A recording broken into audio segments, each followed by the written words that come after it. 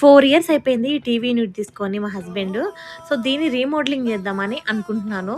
So, just ఒకసారి try చేశాను. బావుందనిపించింది. So, అందుకే ఈ స్టిక్కరింగ్ యూజ్ చేస్తున్నాను. ఇది జస్ట్ 150 రూపీస్‌కే దీని లుక్ అంతా మార్చేసింది. వీడియో ఎండ్ వరకు చూడండి. ఎలా ఉందో నాకు కామెంట్‌లో మెన్షన్ చేయండి.